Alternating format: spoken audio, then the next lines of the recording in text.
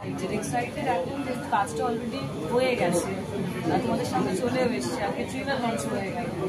এখন এক্সাইটমেন্টটা অন্যরকম, যে দর্শক দেখে তাদের ফিডব্যাক সেই এক্সাইটমেন্ট। তোমার ট্রেলারটা কেমন লাগে? আমার খুব ভালো লেগেছে। বলছি যে শুট করেছিলাম, বুঝতে পারিনি যে এতটা রিচ দেখতে লাগবে, এত সুন্দর দেখতে লাগবে। কারণ যে সময়টা আমরা শুট করতাম 1 বছর আগে, ভেরি মানে আমরা প্রত্যেকটা শট দিচ্ছি 1 সেকেন্ড করে, মানে যাচ্ছি আর এই দরকার করে ভাবছি, যারা ভাবে না তারাও ভাবছে। সো ওইরকম একটা হিট, ওইরকম একটা গরম কী করে কন্ট্রোল করা যাবে, সেটা তো আউট মানে হাতের বাইরে। এমন একটা গল্প বলছি, এরকম নয় যে কোনো গ্রামের গল্প বলছি, যে গ্রামের গল্পে অনেক সময় গ্রাম এইসব ম্যাটার করে না, মানে লোকটা ম্যাটার করে না, মানে কীরকম তোমার দেখতে লাগছে ম্যাটার করে না। এইখানে একটা এমন একটা চরিত্র বলা হচ্ছে যে আর কি একদম হাই স্পেসের একটা স্পট, তারপরে সে কিছু বলেছে। তো গ্ল্যামার ফ্যাক্টরটা খুব ইম্পর্টেন্ট ছিল এই ক্যারেক্টারের জন্য।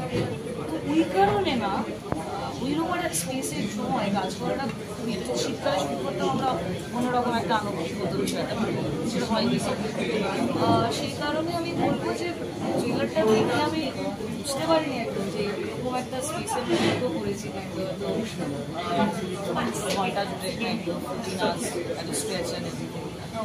সবাইকে খুব ভালো লাগছে, খুব বেশ লাগছে। আর অনেক রকম ইমোশন আছে, যদি দেখো revenge drama, it's a journey in arc of a woman, আর পলিটিক্স আছে, পলিটিক্যাল থ্রিলার, সো অনেক রকম বিনোদনের সব রকম বস্তু রয়েছে। সো জুলি থেকে আমি জানি না, আমি অনেক সময় বলি যে এই সাবজেক্টটা আমি করেছিলাম কারণ আমার মনে হয়েছিল এই বার্তাটা মানুষের কাছে যাওয়া খুব দরকার।